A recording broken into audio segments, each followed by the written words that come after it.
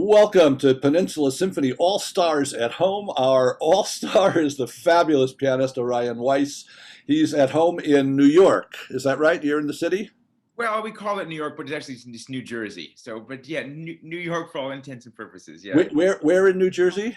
just outside of New York, in a town called Tenafly, New Ah, Jersey. yes. I used to live in Weehawken. Really? Okay. Yeah. Tenafly means 10 swamps, but now it's been dredged and it's quite nice. So, Yeah, and a lot of musicians live in Tenafly. I've known a whole bunch of musicians who, you know, get in and out of New York from a very convenient place. tons of musicians out here. Yes, for sure. So, how are you, and what's the last year been like for you around New York? Oh my, I'm doing well. You know, it's 60 degrees here today. It jumped up from 30 yesterday. So it feels like spring, and the Yeah, birds are chirping and everyone's spirits are rising. Um, it's been a strange year with a lot of different sort of periods. The big first period was, everything getting canceled and not knowing what was happening, and I kind of went then into um, a repertoire learning overdrive, just thinking, well, this is a rare chance for me to learn pieces that I've always wanted to learn. yeah. One of the advantages of being a COVID pianist, you have a certain amount of your own world that's right there. It's Yes, I was feeling for my cellist and violinist friends who Yeah, are desperate for collaboration, and the piano repertoire is sort of is self-sufficient, and you could learn a piece and then that's it. That's all you need. yeah, um and also the repertoire is so huge there, so that right. I mean, one pandemic isn't enough to even, I mean, one lifetime isn't enough to even make a dent in it. It certainly isn't. Although, in your case, you are a pianist who has in your bones collaboration. I mean, you're a terrific chamber music pianist, a great soloist.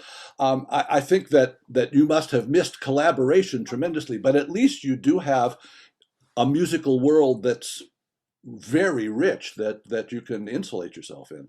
Yes, yes, that's absolutely true. And in the early part of the when we were first just sitting at home, uh, there were a few attempts at internet collaborations, recording two separate videos and combine them to make chamber music, and that really brought home uh, the how irreplaceable playing music together and in a shared space and live and together. We're still a long way from being able to just trade that in for holograms with Zoom. So Yeah, so yeah. Although we have done a lot of these collaborative ensemble things, yeah, but yeah, it those can be so beautiful. But right. yeah, But it does have it lacks that immediacy of connection, and yeah. that's what we miss and want to get back to. I think what I'd like to do right at the moment is have everybody get a chance to hear what it's like um, for Orion Weiss to play in public with an audience, one of the great pieces of the repertoire. So let's start by having a chance to hear a performance at Alice Tully Hall of the Chopin Ballade in A flat major. And let's go and listen to that. So here we go. Orion Weiss.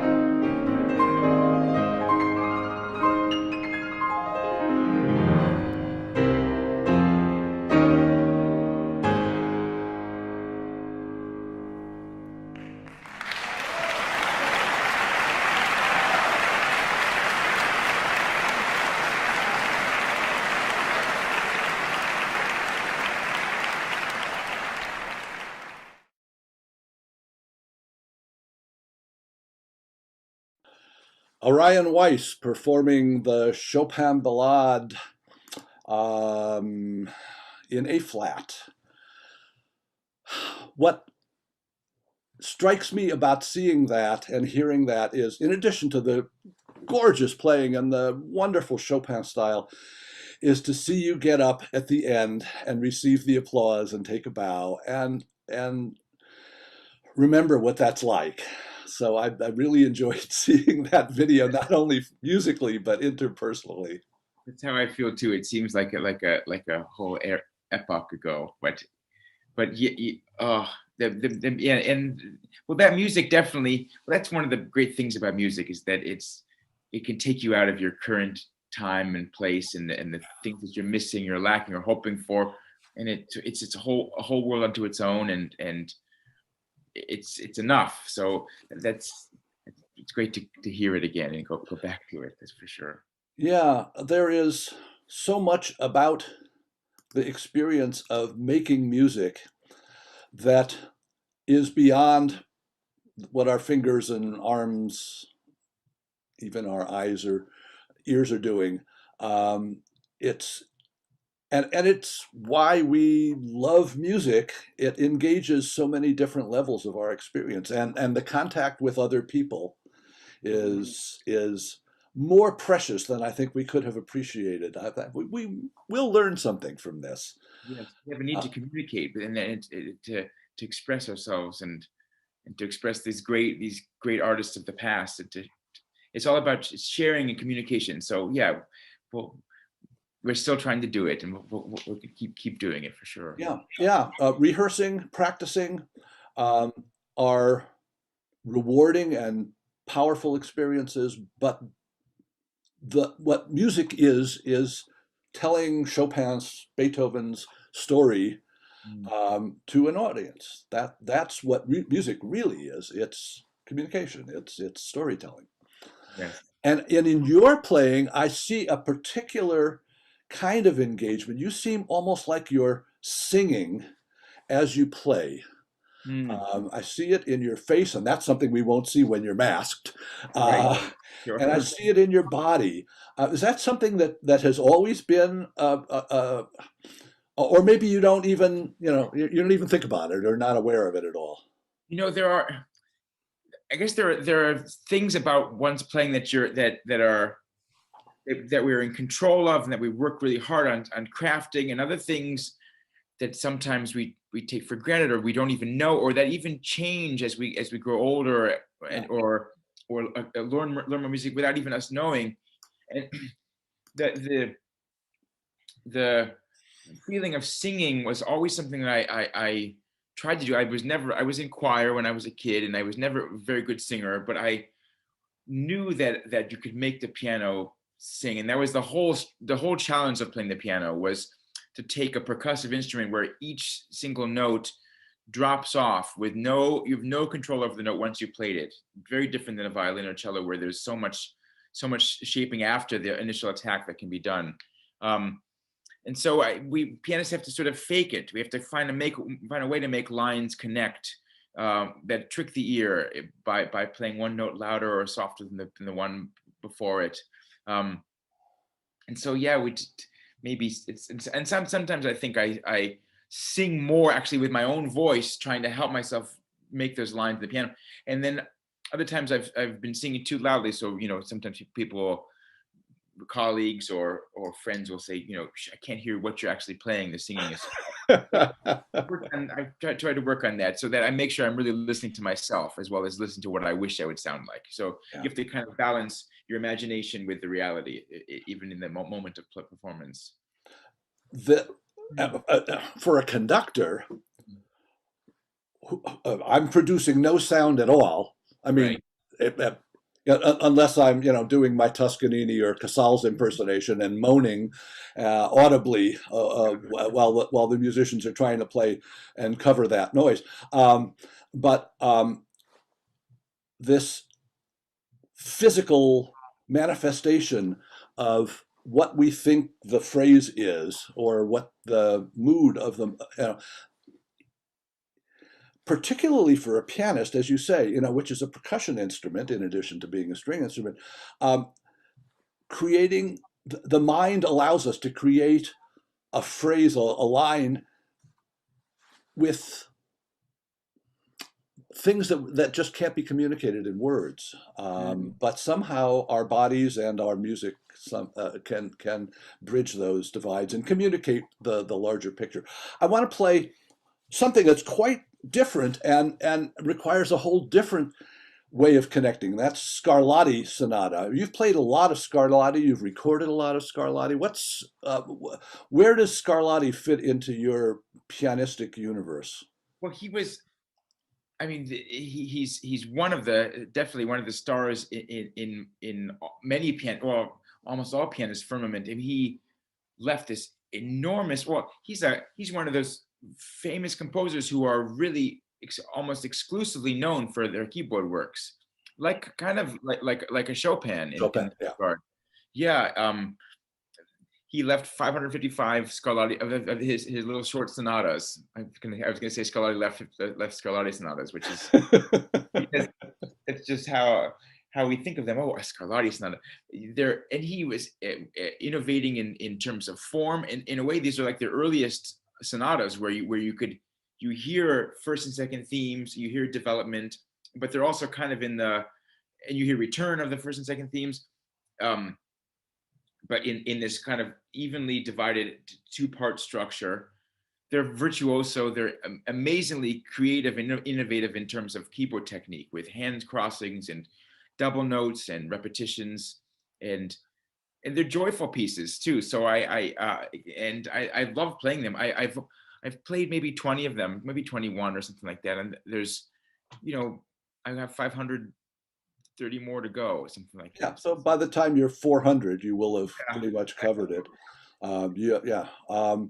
Let's listen to Orion Weiss play the Prestissimo from Sonata in G major of Scarlatti, and then we'll talk a little bit about how that is a whole different approach.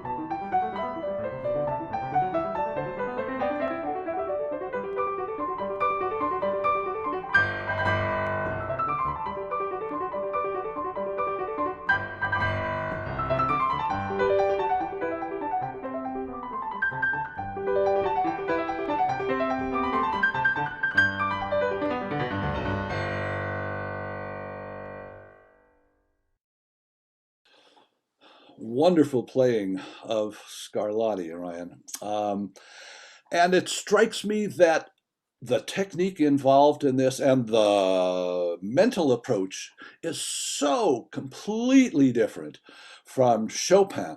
Um, this is much more points in time, rather, and making those into phrases, and of course the balance of these exquisitely perfect phrases is so much of what Scarlatti does.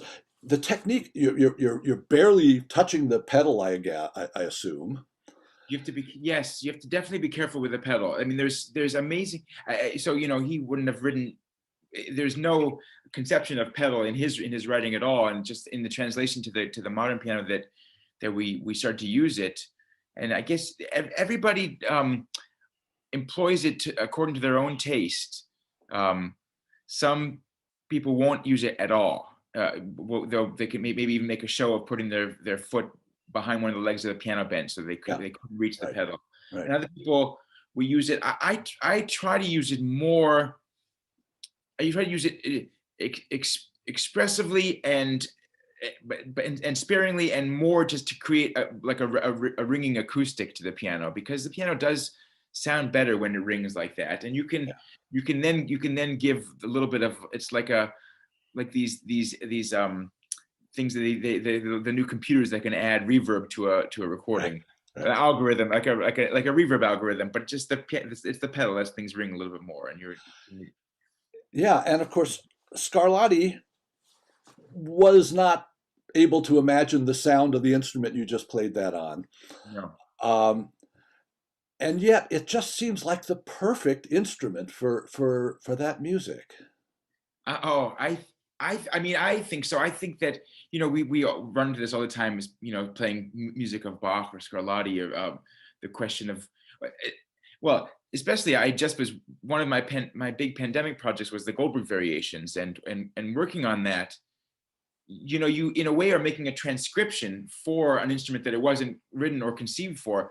Bach wrote the Goldberg variations for the hardest variations, the virtuoso ones, are all written for two manual harpsichord with two manuals above each other, which makes all of the hand crossings and repeated notes, it makes them work in a way. When you have them on one piano, on one keyboard, you end up smashing into each other every time you cross. You have to figure. And so it's making a transcription, and it's sort of the same way that when I'm playing Scarlatti, you have to make reimagine it or make a transcription for an instrument that wasn't intended for, but actually music is so beautiful that it just comes to life in a different way. Yeah, it just has this wonderful presence and ring and brilliance. It's just great. Let's move on to something again dramatically different. You've recorded video with the Martinu Toccata, the second half of this Martinu piece. Yes. And it's also very interestingly photographed. Let's just take a look at the Orion Weiss playing the Bohuslav Martinu Toccata.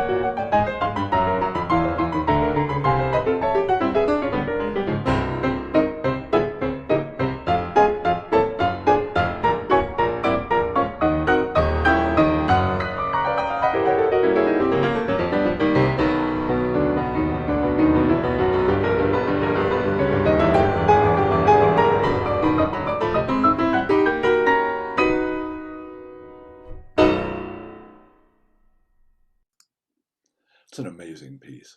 It's just a cool piece. It really is.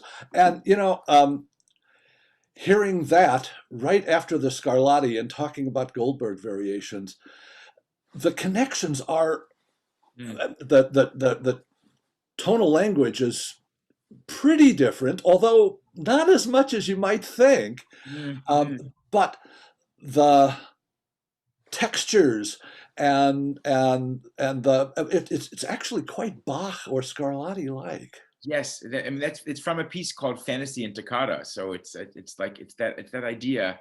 Oh my goodness, I've found that Martinu Toccata and the Fantasy too. At that point, and when I recorded it, I felt it was one of the hardest things I'd ever played. I just so difficult, so awkward, so confusing. And so I thought, after practicing and playing it in a bunch of concerts, I was like, I need to make a video of this piece and then put the score back on the shelf and not not worry about it anymore.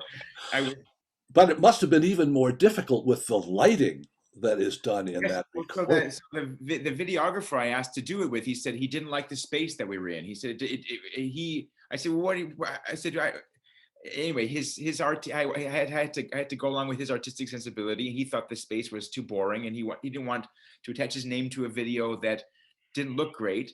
So we turned the lights off, and I had to play with a flashlight. And so sometimes I'd say, "Listen, Tristan, can you give me some light down on this side because I can't see these jumps at all. I can't know where I'm just jumping into this pit of blackness, with no delineation at all of any of the keys." I said, just shine it that way for the jumps, come back up here so I can find the notes again. It was an adventure. I mean, that's for sure. Martinu, I think, is one of the most unfortunately disregarded, unappreciated composers of the 20th century. I think his music is fabulous. Of Mhm. course, there's some great chamber music. There's the duos for violin and cello and violin and viola. But there's 6 terrific symphonies. He's a wonderful composer. Piano concertos too, right? I mean, there's some. Yeah, which I don't know. Do you? I know one of them, and I not that well. I've been dreaming of exploring them. He was prolific. I mean, he wrote for every instrument. I played a piece for string quartet, oboe, piano, and theremin. So Mm. basically, any he must have just had a hat filled with names of instruments. So he just grab a handful and write instrument, for that combination. This toccata, as sort of exciting as it is, there's also I remember reading about he had an amazing life, and this toccata was written on a train, fleeing fleeing Paris from after the Nazi invasion, Yeah, yeah, and he was getting ready, and that was at the beginning of his trek to come to America. right. So And he wound up not far from where you are, and right, like Bartok and others who just got out at the right time. yeah. Well, it's a lot more music to explore there. He wrote a really wonderful piano sonata too that I was always dreaming of learning. That Mm. I think I heard Rudolf Serkin used to play it on the first half before the Hammerklavier of Beethoven. Oh, really? Wow, Yeah. So that's wild. I think second half would be Hammerklavier. First half was the Martinu Right, sonata. right, right, right. Yeah, fantastic. All right, well, let's move on to something quite different now, although not that different in time. Debussy, L'Île Joyeuse. This was recorded at WFMT in Chicago in their studio at the radio station. Yes, like 9 in the morning. So it was a Oh, really? yeah, but there it is. Wow. And again, a whole different mental approach to a style of music making. Yes. What This is what what goes through your mind? I mean, this is an extremely picturesque piece of music. What goes through your mind as you're at 9 o'clock in the morning as you're yes. sitting down to record this? Well, it's such so it's Debussy earlier in his life. It's got strong connections to the music of Chopin and Liszt. It's a super romantic music, and um, sensuous too, and painting colors of this sort of fantastical place of love and birds and sort of drums. It's so even as it is so romantic, there's also a whole tone scale off throughout, and um, it's such a rich and exotic musical language that it almost draws you in instantly. And Yeah. so for me, playing it is just so much fun. I just feel like, okay, maybe this time the bird will be a little bit more mischievous, and then the drums will be a little more ominous, or so there's just so many ways to tell the story, but it's such a good story. So Well, let's hear how that story sounded at 9 o'clock in the morning at WFMT.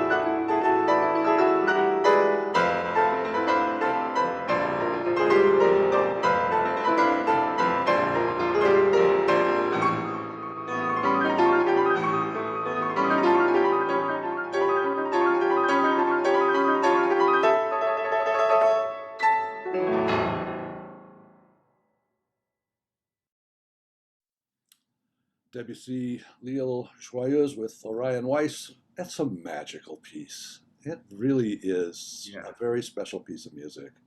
Yeah, it is. Has it been orchestrated? You can hear so much, um, so many different instruments in there. I wonder if there is an Yeah, orchestra. I will have to know the answer to that, but Huh. it doesn't. It's certainly not anything that I have encountered myself, but Mhm. probably has been. Hmm. If not, we should do it. We should definitely do it. We could do it side by side. Right. Yeah, because this is Debussy at his most colorful. Well, I mean, there's La Mer and stuff like that. That's Mhm. um, pretty colorful, but this is so imaginative and has so many images. Yes, it's amazing to think about also how he changed, because you can look at much later Debussy, like the second book of Preludes or the Etudes, where things are more spare and gestural and almost more like theatrical and narrative wise. Things there are so it's a lot more surprising than this. I mean, this is so beautiful and pulls you in this long journey, but later Debussy is more like he keeps making these amazing logical leaps of combining different elements that don't make sense. But anyway, the journey of Debussy's life is amazing too, because the music Yeah, at the end is also so colorful but so different, yeah, so yeah. different, so much more modern. So yeah. Right. Yeah, it becomes much more modern than we think of it as Debussy. That we hear, if you hear some of his later works, they are much more in line with other stuff happening in Paris than Yes. than we think of as these pieces or the string quartet or La Mer or something like that. Yes, that's absolutely true. So another immensely colorful piece by Granados, Fandango del Candil, Candlelight. This kind of goes along with the Martinu recording, where lighting was a big part of the story. Um, this was not a piece that I knew. Tell me Oh, about oh, Granados. I'm so happy to tell you. So after I learned this piece, I had a conversation with my teacher at Juilliard, Emmanuel Axe, and I said, "Oh, I've just learned the Fandango de Candila from it's from a larger suite of pieces by Granados called the Goyescas. Right. It's a set of 6 pieces with maybe a seventh piece you could add or an eighth piece. There's a few extra sort of like satellite pieces." And he said, "Oh, that's the hardest one. You should learn the rest of them." I said, "Is that really the hardest one? Because they're notoriously virtuosic and difficult and thorny and complicated piece." He said, "Oh yeah, that's the hardest one." And maybe he was just trying to sort of encourage me. And then I ended up learning all 6 of them and recording them. So it's a recording that I love to. I'll give you when I see you for sure. But the whole piece, all 6 pieces together is 52 minutes, 53 minutes long, and it became an opera. So it's sort of unique in the piano literature in that it's not an opera transcription. It's a piano piece that was later transcribed to an opera. So piano first, and it feels like playing an operatic story. That the themes are all reused after one piece after the other, transformed, um, and turned upside down, turned from a joyful theme becomes a dark and foreboding theme. And this piece, which is the third in the set, is when it starts to kind of go wrong, because it's actually a really tragic opera, even if you don't know the words, and even before it became an opera, it's a tragic story. And so it's a story of love, and there's a young couple in love, and then the third piece is when it sort of becomes a love triangle, and there's a third person involved, and it gets a little bit scary. But this piece also, in a way, it has the least doesn't have that much narrative to the opera. It's more like a scene, just like a dance scene. So And like the Debussy, very pictorial, inspired by Goya, yeah. and so full of images. Oh my goodness, and it's so ambitiously difficult. So Okay, well, we yeah. get to see that right now. Orion Weiss playing Granados, Fandango del Candil.